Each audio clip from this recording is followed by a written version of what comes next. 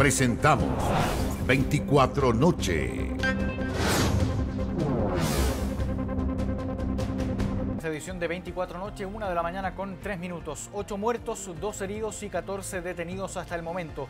La ola de violencia más grande de la última década se desató este martes en Ecuador. En Guayaquil, una banda criminal tomó como rehenes a trabajadores de un canal de televisión. Probablemente ustedes hayan visto ya los registros, mientras que existen más de 100 guardias de cárceles que actualmente están como rehenes de grupos de delincuentes. El presidente Daniel Noboa declaró conflicto armado interno y en las últimas horas también se confirmó que los grupos que están identificados como terroristas pasaron a ser un objetivo militar. ¿Cómo se ha vivido la jornada de caos y violencia en Ecuador? Lo vamos a revisar en la nota preparada por Sebastián Marín. Fueron horas de terror las que vivieron más de 20 trabajadores del canal TC en Guayaquil, cuando un grupo de 13 delincuentes armados con fusiles y granadas ingresaron a la transmisión en vivo. Retuvieron a los trabajadores como rehenes y los obligaron a pedir que se retirara la policía. Presidente, por favor.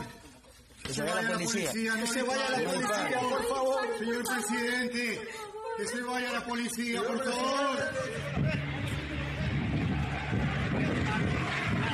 Luego de casi 2 horas, la policía logró ingresar a las instalaciones, evacuó a los trabajadores y detuvo al grupo de delincuentes que pertenecían a la banda Los Tiguerones. No hubo víctimas fatales. Paralelamente, el caos se desató también en la Universidad de Guayaquil, cuando otro grupo armado buscó tomar como rehenes a estudiantes y profesores. El caos se apoderó de Guayaquil y comenzó a extenderse a otras ciudades como Cuenca, Esmeralda y Quito, en donde se desató una oleada de violencia que obligó a resguardar el Palacio de Gobierno, a reforzar la seguridad del aeropuerto y a ordenar la militarización de dependencias judiciales. Ante la ola de ataques coordinados, el presidente Daniel Noboa declaró conflicto armado interno contra más de 20 grupos criminales a los que calificó de terroristas. He ordenado a las Fuerzas Armadas ejecutar operaciones militares para neutralizar a estos grupos. Tiroteos en las calles a plena luz del día es la postal de un conflicto que se recrudeció luego que el presidente Daniel Noboa decretara estado de excepción el lunes con el fin de tomar control de las cárceles. He dado disposiciones claras y precisas a los mandos militares y policiales para que intervengan en el control de las cárceles. La medida fue tomada luego de la fuga de Adolfo Fito Macías, el principal capo de la droga de Ecuador y líder de la banda Los Choneros, que tiene nexos con el cartel de Sinaloa en México. Esto provocó diversos motines en 6 cárceles del país, por lo que el mandatario ordenó a los militares ingresar a estos recintos. Señor presidente Daniel Noboa, de todo corazón le pedimos, por favor, que pare con su medida de hecho. Amenazan las bandas criminales que hoy tienen control de algunas cárceles en Ecuador. Según medios de este país, al menos 130 guardias están como rehenes. Señor presidente Daniel Noboa, por favor, pare esto. Están matando a los policías. Las Fuerzas Armadas lograron tomar control de la cárcel de Guayaquil este martes, una de las más importantes del país y desde donde se fugó Adolfo Fito Macías. Se estima que 12.000 reclusos están en este lugar. Nosotros no vamos a negociar con terroristas, ni descansaremos hasta devolverle la paz a todos los ecuatorianos. El gobierno anunció que se suspenderán las clases en todo el país hasta el viernes. Comienza a regir el toque de queda en medio de la peor ola de violencia que enfrenta este país en la última década. Bien, les contamos también que a través de un comunicado el gobierno de Chile manifestó su rechazo ante los hechos de violencia registrados en Ecuador. A cargo de bandas criminales, el Ministerio de Relaciones Exteriores mostró su preocupación ante la crisis de seguridad que afecta a la ciudadanía y respaldó a las autoridades ecuatorianas, señalando que esperan que el conflicto se resuelva respetando la democracia y los derechos humanos. En este mismo tema, el expresidente de Ecuador, Rafael Correa, pidió dejar de lado los enfrentamientos políticos y ofreció su ayuda a Noboa para enfrentar la ola de criminalidad que sacude a su país. Escuchemos. El país vive una verdadera pesadilla, algo impensable, inimaginable hace muy poco tiempo, fruto de la destrucción sistemática del Estado de Derecho, de los errores, del odio acumulados todos estos últimos 7 años y de los cuales hemos sido una de sus principales víctimas. El crimen organizado le ha declarado la guerra al Estado y el Estado debe prevalecer, el Estado debe vencer. Y hace unas horas el presidente de Ecuador, Daniel Noboa, instruyó a las Fuerzas Armadas que todo grupo terrorista se convierta en un objetivo militar. Esto luego de los hechos ocurridos durante la jornada. Vamos a escuchar las declaraciones del jefe del Comando Conjunto. Los sucesos de hoy son la muestra de que las acciones y decisiones emprendidas por el gobierno nacional afectan gravemente las estructuras criminales y como respuesta han desatado una ola de violencia para atemorizar a la población. Para ello han cometido actos sangrientos y sin precedentes en la historia de la nación, pero a pesar de su brutal maldad, este intento fracasará. El señor presidente de la República, Daniel Noboa Asín, a través del decreto ejecutivo número 111, nos estableció una misión muy clara. A partir de este momento, todo grupo terrorista identificado en el mencionado decreto se ha convertido en un objetivo militar. El presente y el futuro de nuestra patria está en juego y ningún acto de terror nos hará claudicar. No vamos a retroceder ni a negociar. El bien, la justicia y el orden no pueden pedirle permiso ni agacharle la cabeza a terroristas. Y sobre este mismo tema conversó hace algunos minutos nuestro compañero Matías del Río con Gilberto Aranda, académico de Estudios Internacionales de la Universidad de Chile. Vamos a revisar esa conversación. Gilberto, muchísimas gracias por estar aquí. Muchas gracias a ustedes, muy buenas noches. Ecuador nos convoca hoy con una mirada que, con un poquito de distancia, que tenemos que hacerla desde lo político, desde cómo se llegó a esto y cuál es la salida que puede tener con las herramientas que da un Estado de Derecho, muy desafiado por un Estado paralelo que quiere demostrarse tan poderoso que son los del crimen organizado. Sí, un paraestado. Y efectivamente es una situación muy compleja. Que se ha venido incubando ya hace algún tiempo. Yo diría que los índices de violencia, de violencia delictual me refiero, no política, la violencia, delincuencia, criminalidad, se empezaron a empeorar hace unos 8 años, o sea, casi una década. Y en ese camino, en ese sendero, yo creo que encontramos una ventana de oportunidad en el estallido y en la pandemia. Con esto no estoy diciendo que estallido y sea equivalente a criminalidad ni delincuencia, ni de lejos estoy diciendo eso. Pero sí hay que reconocer que en un contexto donde el Estado está más bien ocupado de otros temas, las bandas criminales encuentran espacios para imponer su ley en determinados espacios, en barrios, etcétera. Y bueno, después de eso es muy, muy difícil sacárselos de encima. Solamente para ponerle datos a lo que estás diciendo tú, en 2017 la tasa de homicidios, que suele medirse el estándar es homicidios cada 100.000 habitantes, en Ecuador llegaba a 5,8 por cada 100.000 habitantes, lo que lo hacía ser el segundo país más seguro después de Chile. O sea, sí. Chile y Ecuador los dos más seguros. 5,8 cada 100.000 habitantes. Fíjate que 5 años después, del 2017 al 2023, 5 años después, la tasa escaló a 26,68. Y se esperaba que al final del año que acaba de terminar, 40. Se llegaba a 40. De 5,8 en 5 años a 40 homicidios por cada 100.000 habitantes.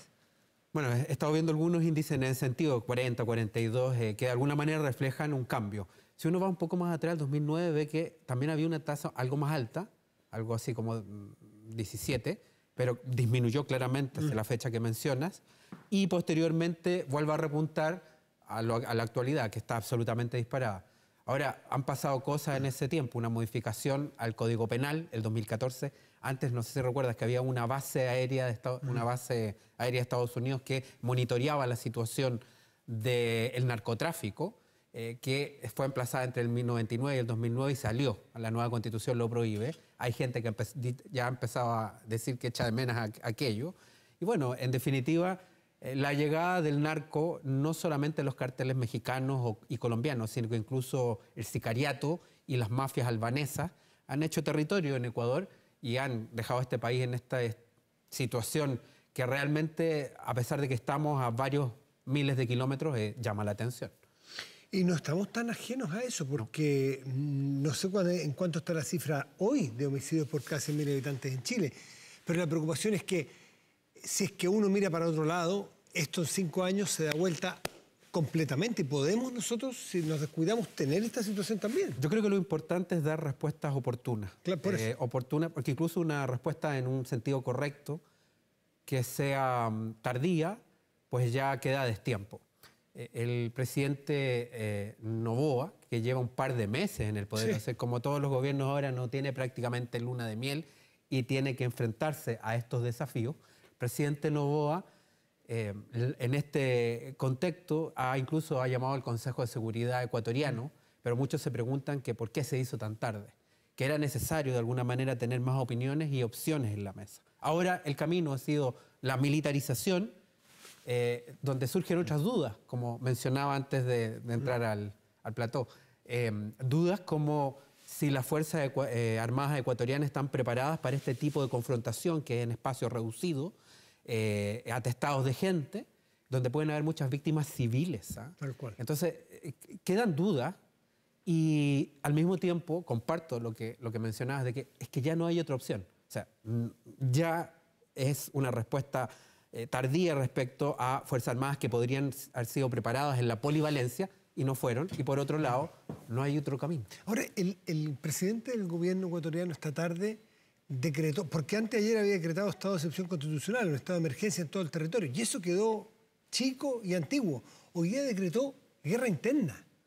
Exactamente, conflicto armado interno, que es una manera medio elegante de hablar de algo así como una guerra civil. No exactamente, pero algo cercano. Pero agrégale, Gilberto, que en 2 horas después, o 1 hora y tanto después, el Congreso de manera unánime dio un indulto y dio una amnistía a las Fuerzas Armadas. Antes, yo no lo había visto, pero a lo mejor existe la figura, pero un preindulto. O sea, te perdono por lo que puedas hacer. Así es, así es. Amnistía, indulto y seguido por un decreto que habla de suspensión de clases presenciales y más bien sesiones online. Se está llamando un teletrabajo porque se sabe que va a ser un periodo muy crítico y por lo que mencionaba, son Fuerzas Armadas que están preparadas en otra doctrina de enfrentamiento de un adversario externo que ahora domésticamente van a responder a estas bandas criminales. ¿Y qué herramientas tiene un Estado o qué dice nuestra historia reciente con estados que son desafiados internamente por connacionales muchas veces o por grupos que le dicen, bueno, usted gana las urnas, pero a mí no me interesan las urnas, a mí me interesan los fusiles, me interesan las pistolas y la violencia.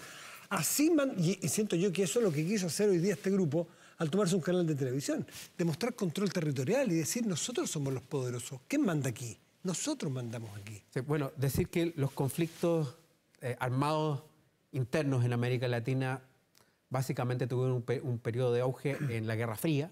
Podríamos nombrar a Centroamérica, podríamos también adicionar lo que ocurrió incluso en Argentina y al mismo tiempo decir que los casos de posguerra fría son los de Perú y Colombia. Colombia lo atraviesa de Guerra Fría a posguerra fría. Claro. O sea, hay 6 o 7 casos.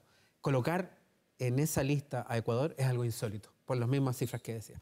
Por otro lado, lo que es el crimen organizado habla de una subcultura que no tiene nada de novedosa. Y tampoco en América Latina y en el mundo en general.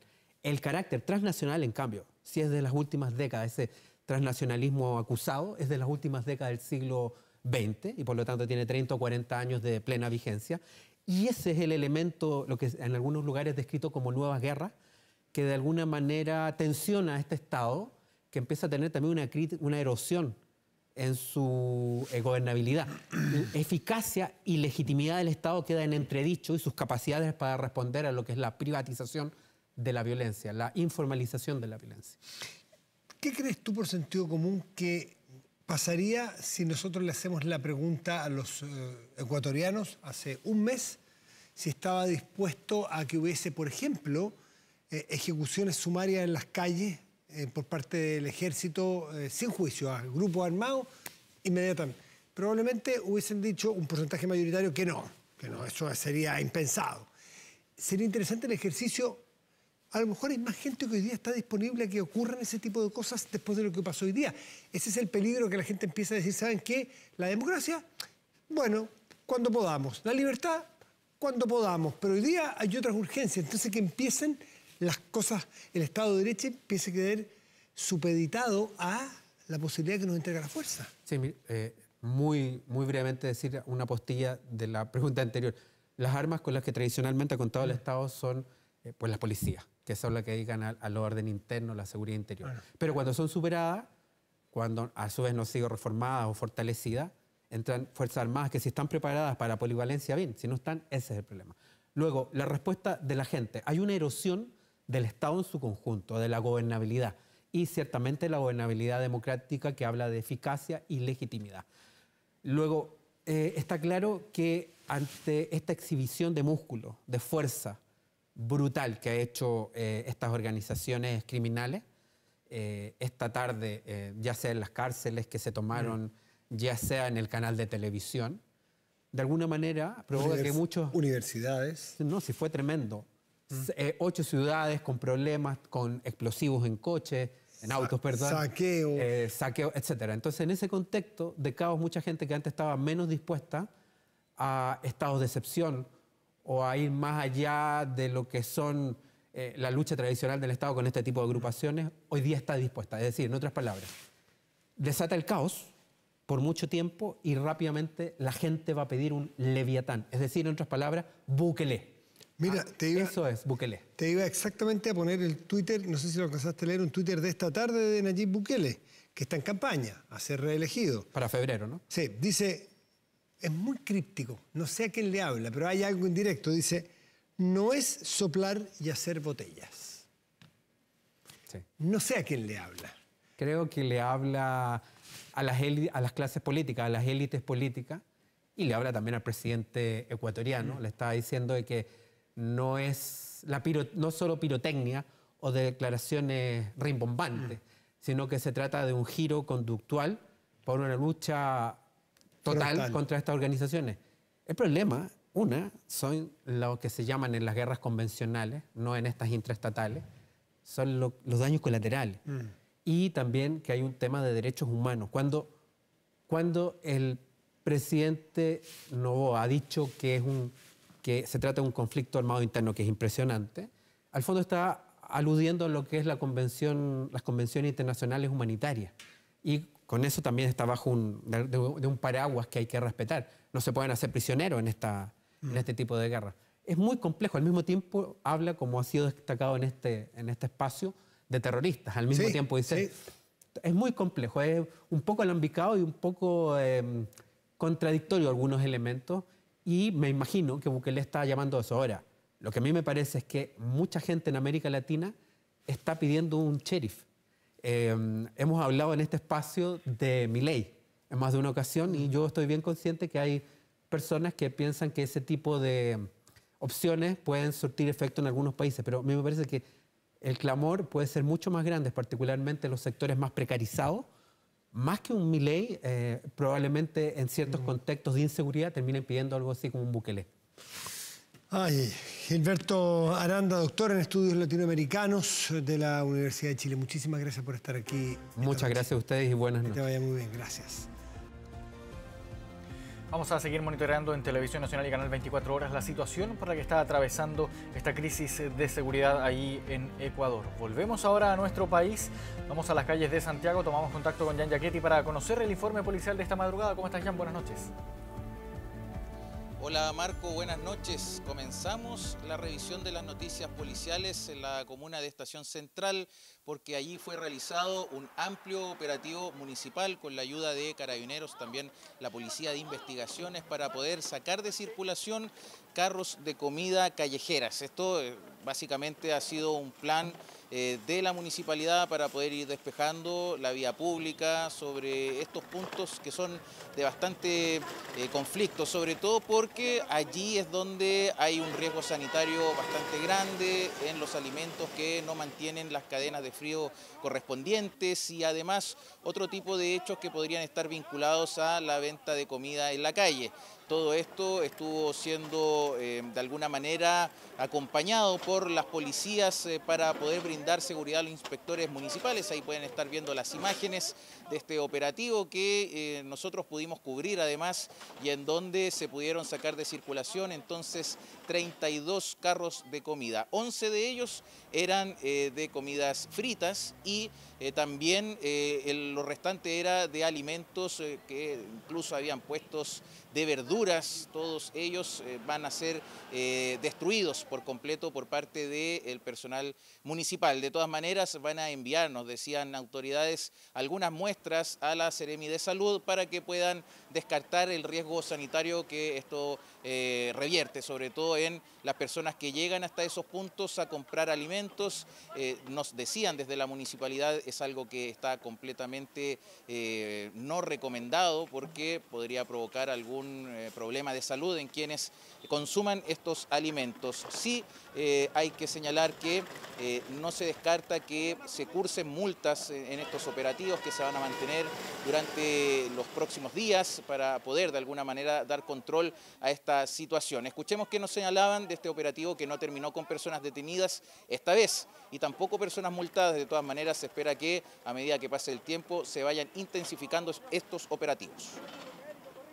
Establece también una coordinación con los vecinos y vecinas de ese sector que ya están cansados de este tipo de comercio, que nosotros no vamos a aguantar, que vamos a seguir persiguiéndolo, de decirle a las personas que ejercen este tipo de comercio de que esta no es la forma correcta de ganarse la vida y que nosotros vamos a seguir persiguiendo, recuperando este espacio público que pertenece a nuestros vecinos y vecinas.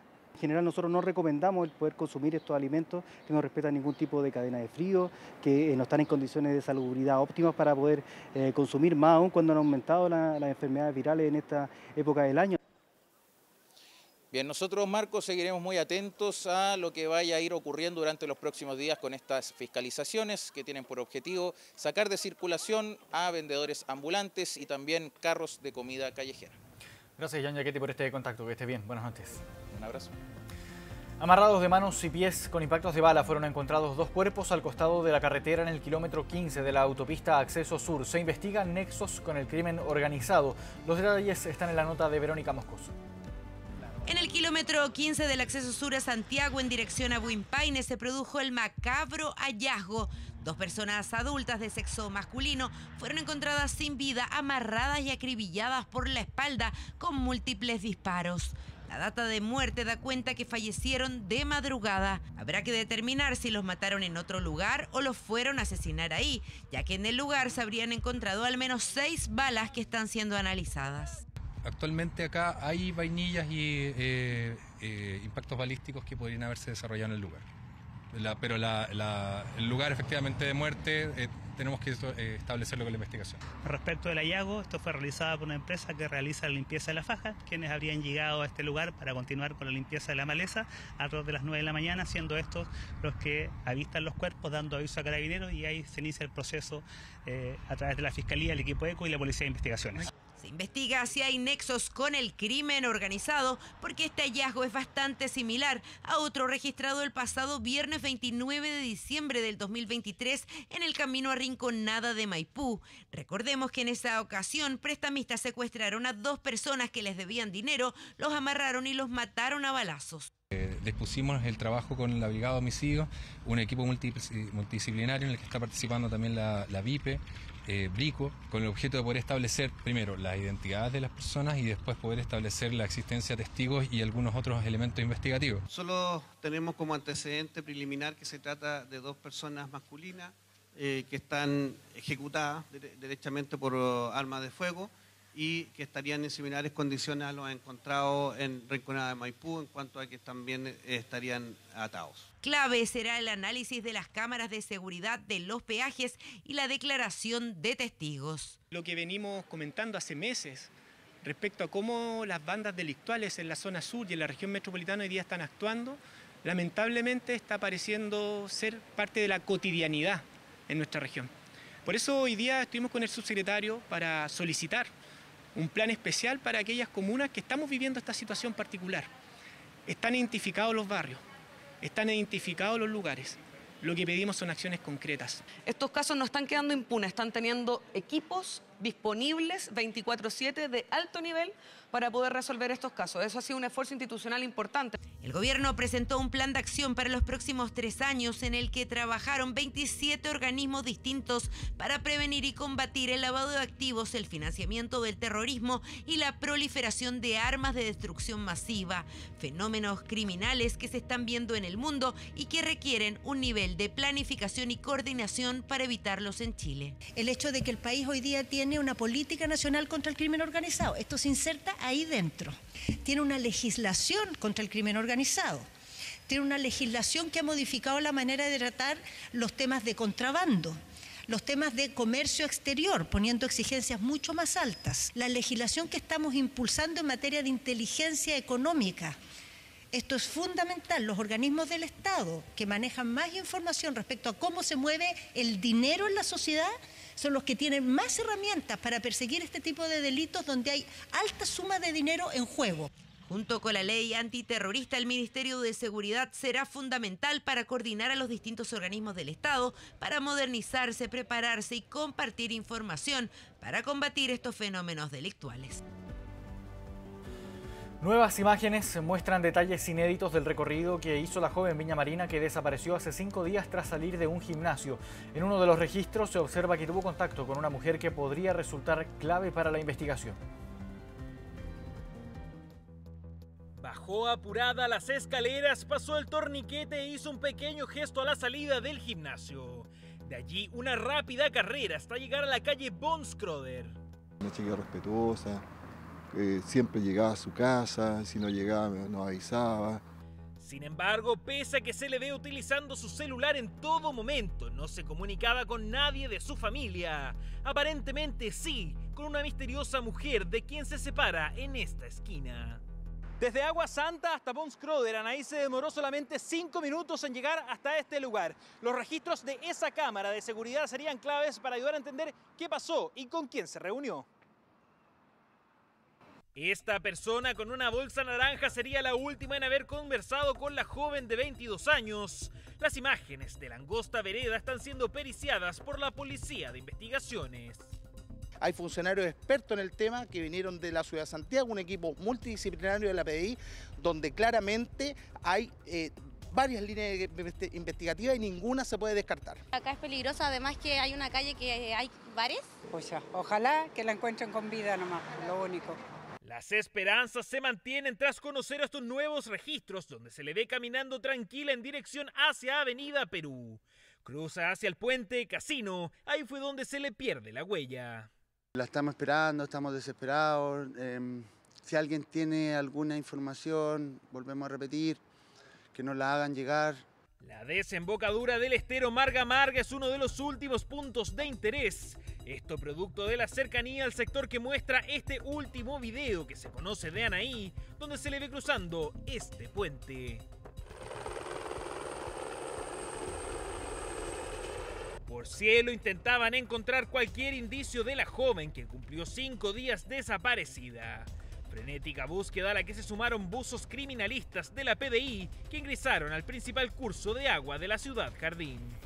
Hay despliegue por mar de 2 embarcaciones de la Armada, hay despliegue también por aire de 2 helicópteros también, uno de la Armada y otro de la Policía de Investigaciones, y también despliegue de buzos tácticos en el sector del estero, en el fondo para agotar búsqueda. Despliegue en este punto de interés, uno de los que ha concitado la atención de los peritos debido a su complejidad.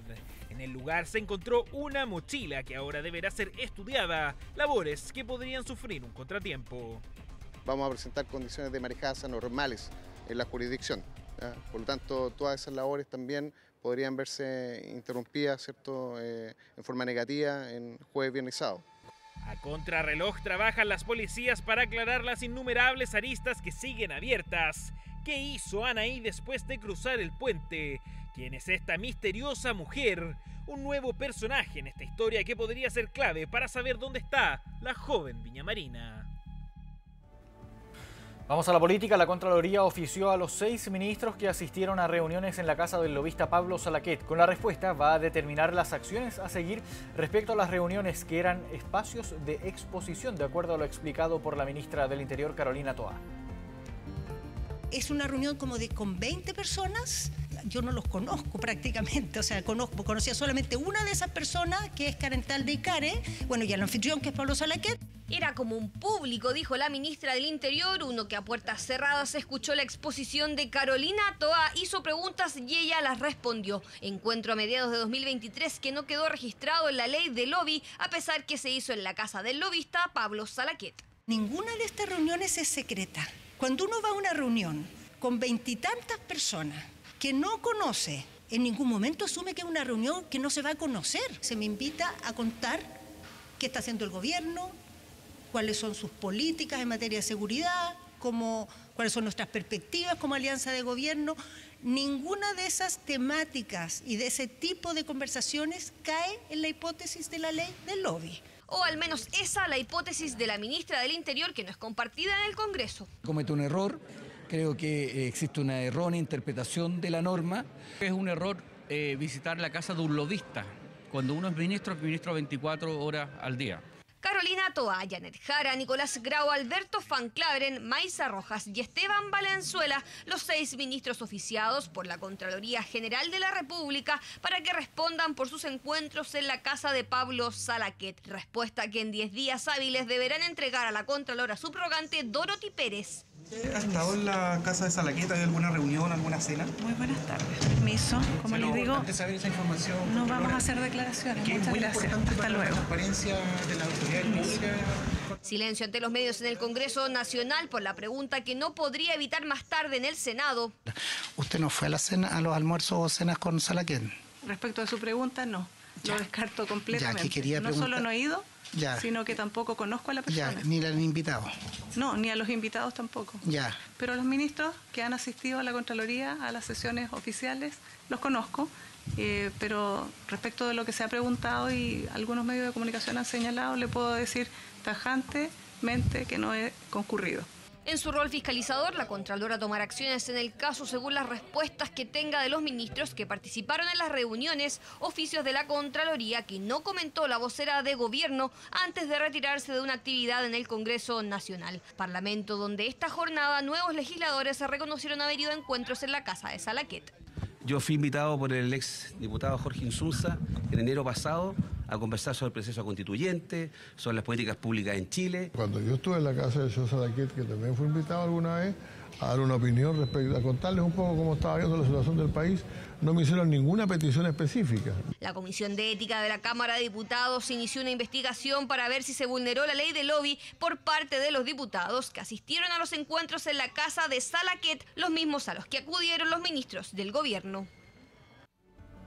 En otras informaciones, el fiscal nacional aún no resuelve la solicitud para inhabilitar al fiscal Javier Armendáriz de las causas vinculadas al estallido social enviada por la defensa del general director de Carabineros. Entre los casos expuestos, relata hechos que acusa evidencian enemistad, odio o resentimiento hacia el mandamás de la policía uniformada. Desde el órgano persecutor aseguraron que dentro de esta semana tendrán una respuesta. ¿Usted va a estar en ese punto de prensa de todos los que habrá que estar? Las miradas lo apuntaron nuevamente y el silencio fue casi absoluto. Preguntas sin respuestas del fiscal Javier Armendáriz, luego que solicitara la formalización de la máxima autoridad de Carabineros, que días antes pidió su inhabilitación en las causas investigadas respecto a su rol durante el estallido social. Qué pena que Yáñez se lo quiera sacar, fiscal. Dos figuras que hoy se ven enfrentadas por hechos ocurridos a partir del 18 de octubre. No reúnen las características para llevar el caso, acusó Yáñez, porque a su juicio carece de objetividad. Duro diagnóstico del mandamás de Carabineros, que citó casos que dice evidencian enemistad, odio o resentimiento hacia su figura. No podemos aceptar que una institución tenga un espíritu cooperativo para cubrir delincuentes. Acá hay una responsabilidad de mando. Es parte de un Consejo General que hubo hace más de 4 años, en un clima, en un momento y en un contexto que no es posible recrear. ¿Cambió de opinión? Nunca dije que tuviera su opinión. Pero eso está citado dentro del acta, ¿no? Ya le dije, sitúelo donde está. A 45 días de presentada la solicitud al fiscal nacional Ángel Valencia, aún no hay respuesta sobre este tema. Sí hubo la determinación de removerlo de la lista de posibles nombres para subrogarlo en el cargo. La pregunta para muchos es si esa decisión se entiende como una pérdida de confianza de su superior. Esto es lo último que diré hoy. Todos los fiscales regionales y también todos los fiscales adjuntos cuentan con el apoyo, el respaldo de este fiscal nacional en general, sin perjuicio de las solicitudes de inhabilidad que pueda estar pendientes tanto aquí en esta región metropolitana como en cualquier otra región del país. La demora de Valencia y incomoda a distintos sectores porque acusan, mantienen en vilo a la máxima autoridad de la policía uniformada. En La Moneda fue la ministra del Interior quien ratificó el rol de Yáñez, marcado hasta ahora por un estrecho vínculo para enfrentar la crisis de seguridad. Sobre el futuro, no se descartan cambios. Todas las decisiones que tomemos que dicen relación con el trabajo que hacemos con la policía tienen que tener como norte la seguridad. Si llegáramos a la conclusión de que son una dificultad para ese trabajo, habría que tomar decisiones. Y si esas decisiones no las ha tomado el presidente de la República, es porque hemos podido seguir trabajando. Debate que ya está instalado en el Congreso porque una eventual inhabilitación de Armendáriz no anula la solicitud aceptada por el 7º Juzgado de Garantía de Santiago. Si el proceso que está enfrentando el general director de Carabineros dificulta su acción, él mismo debiera dar un gesto y dar un paso al costado. Lo que hace el Partido Comunista a mí no me extraña, porque ellos avalan la delincuencia. Y eso es negar la tremenda contribución que ha hecho el general Yáñez en momentos muy complejos para el gobierno. Debate en torno al general director de Carabineros, que el próximo 7 de mayo será formalizado bajo los cargos de omisión, de apremios ilegítimos con resultado de lesiones graves y homicidio durante el estallido social. ¿Será el fiscal Armendáriz el encargado de llevar la causa? Una pregunta que hasta ahora sigue sin respuesta. 1 de la madrugada con 39 minutos. Vamos a una pausa en 24 Noche y ya volvemos con más noticias.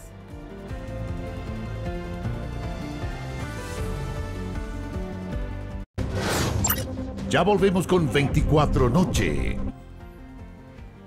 1 de la mañana con 47 minutos, estamos de regreso en 24 Noche. Revive el debate por los autopréstamos luego que la Comisión de Trabajo aprobara la idea del gobierno de permitir que los afiliados puedan prestarse plata desde su AFP. Diputados de diversas bancadas ingresaron 2 nuevos proyectos para ampliar los montos que se pueden solicitar. ¿En qué consisten estas iniciativas? Aquí les vamos a contar. No es bueno. Las pensiones son para la jubilación. En realidad me parece bastante bien para sobre todo la gente que realmente lo necesita. Es un debate que revive y que genera visiones diversas entre los trabajadores. ¿Debería permitirse un autopréstamo de nuestros fondos que están en las AFP? Yo prefiero el retiro 1000 veces. ¿Para no devolverlo? Claro, o sea, y aparte yo puedo retirar y como soy joven además no me afecta mucho. Seguir sacando te debilita un poco el tema de tu jubilación. Te lo dan ahorita, lo usas en cualquier cosa que se te va el dinero y después cuando regresas a tu vejez ya no tienes nada. Prefiero un préstamo y punto, o sea, como se hacía antes el 10%. Es parte de una indicación presentada por el gobierno a la reforma de pensiones y que tuvo un mayoritario respaldo en su primera votación. La propuesta considera que todo afiliado hasta 5 años antes de jubilar pueda autoprestarse de su AFP hasta el 5% de sus ahorros con un tope máximo de 1.100.000 pesos. Lo que hay que tener claro es que el autopréstamo, tal como está en el proyecto de ley, está diseñado de tal manera de que sea efectivamente un préstamo y no sea un retiro encubierto.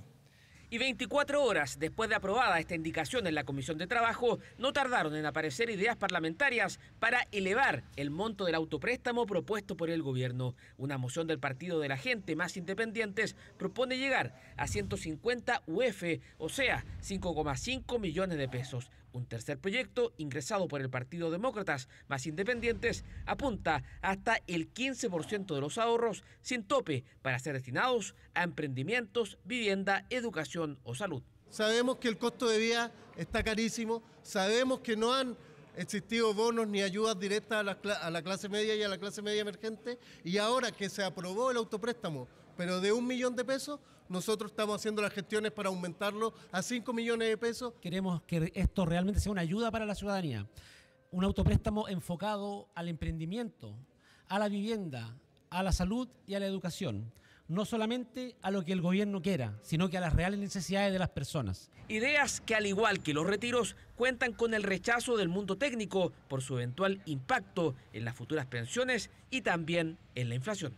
Los autopréstamos y los retiros, que son 2 caras de la misma moneda, van en contra de fortalecer las pensiones de los chilenos. ¿Por qué? Porque van erosionando o reduciendo el chanchito, los ahorros de los trabajadores. Nos parece que esta propuesta más bien persigue un objetivo político, cual es atenuar los riesgos por presiones por futuros retiros previsionales. Pero la verdad es que no más de 1,5 millones de personas podrá acceder al monto máximo establecido en la propuesta, en torno a 1.100.000 pesos. Idea de autopréstamo que toma fuerza en el Congreso justo cuando por estos días la Comisión de Trabajo de la Cámara de Diputados está concentrada en la discusión y votación de la reforma al sistema de pensiones. Una verdadera transformación. El jardín, las pancartas, fotografías y grafitis en la llamada Plaza Hundida de la Estación Baquedano dejaron de existir y ahora ese espacio luce como les vamos a mostrar, en la siguiente nota. Una explanada de concreto con una escalera de acceso al metro que volvió a abrir sus puertas después de más de 1.500 días cerradas. La ceremonia ya estaba programada pese a que el trabajo no estaba listo. A los vecinos de Plaza Italia les tocó dormir poco y escuchar los martillazos de las baldosas y las máquinas sonando hasta la madrugada para poder terminar el trabajo. Este martes, los vecinos despertaron con una nueva panorámica. Cualquier cosa que signifique un adelanto o mejora de las condiciones de vida de todos nosotros me parece excelente. Está expedito, está libre, es cómodo, es útil.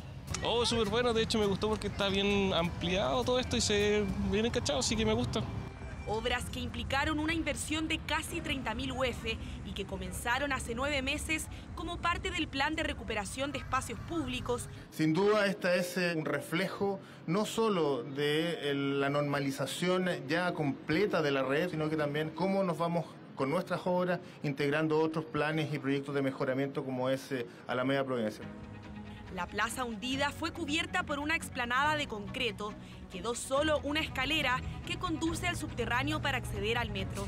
Tenía que dar una tremenda vuelta, ahora puedo ingresar por acá. Este acceso es el que está más céntrico, digamos, no sé, pues para ir a Bellavista, para ir al cerro. Este acceso permanecía cerrado desde el estallido social. Bautizado como el Jardín de la Resistencia por los manifestantes, fue intervenido. Incluso fue el escenario de un matrimonio, pero lo que para algunos se convirtió en un lugar para conmemorar la fecha, desapareció para siempre. Lo que no queremos que sea es un memorial de la destrucción y del vandalismo, porque la verdad es que a nuestros vecinos y a todos nuestros locatarios la vida se les hizo brutalmente complicada con esos eventos. Continúa la discusión sobre un posible memorial.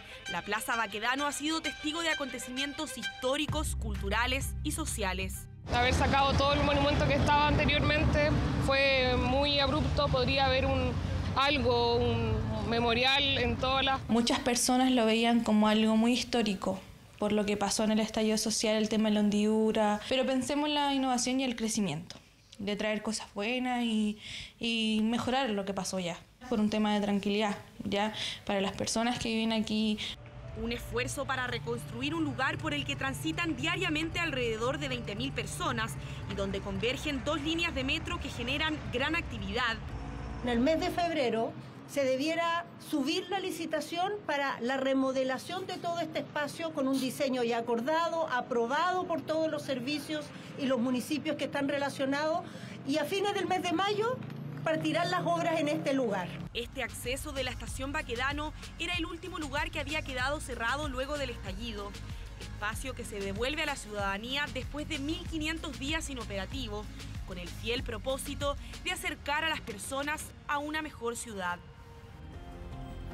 Vamos a cambiar completamente de tema y vamos a hablar ahora de la nutrida cartelera del Festival Teatro Amil, donde los personajes de 31 minutos se van a tomar el Centro Cultural La Moneda con una entretenida exposición donde los fans podrán conocer en detalle el trabajo que ha realizado el más exitoso noticiero de títeres de la televisión chilena en estos 20 años y que abre sus puertas este 13 de enero. Soy Tulio Triviño y esto es 31 minutos. 2 décadas, 20 años. ¿En qué momento este loco noticiero llamado 31 minutos que protagonizó un puñado de títeres revolucionó la historia de la televisión con personajes que al poco andar se convirtieron en superestrellas, suman tantos años? Doctor Sensato, dígame, no, doctor, lo que quiero es que me cuente. 1, 2...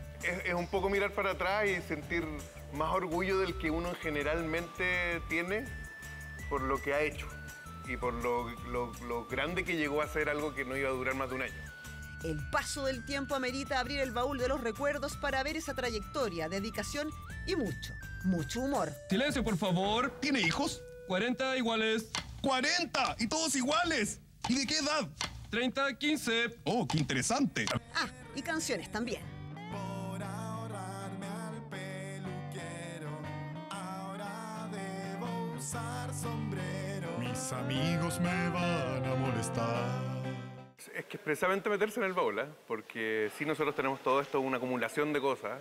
Uno nunca calcula que son 20 años, porque uno mira para adelante nomás. Empezamos a revisar carpetas viejas, encontramos varias cosas increíbles. Primer guión de Bodoque, los primeros personajes. Y empezamos a reconstruir nuestra cabeza lo largo que ha sido. Yo opino que opinar es necesario porque tengo inteligencia y por eso siempre opino. En un país como Chile, que consume mucha tele, se consumía mucha tele, sobre todo tele abierta, el noticiero era todo. Y en otro ámbito de la noticia. Una historia que sigue activa y vigente y otra que hubo que desempolvar y que se podrá conocer en una nueva experiencia que en el marco del Festival Teatro a Mil, 31 Minutos abre esas raíces en un museo que desde este 13 de enero sube el telón en el Centro Cultural La Moneda. Eso opino. La idea de hacer una exposición de 31 minutos nace que pudieran tener otra dimensión. En el caso nuestro no era otra dimensión, sino que es más bien una revisión de lo que han sido estos 20 años en varios niveles. Tienes cada personaje que cada niño lo reconoce, pero si alguien viene a la exposición y no conoce 31 minutos, esta exposición igualmente funciona.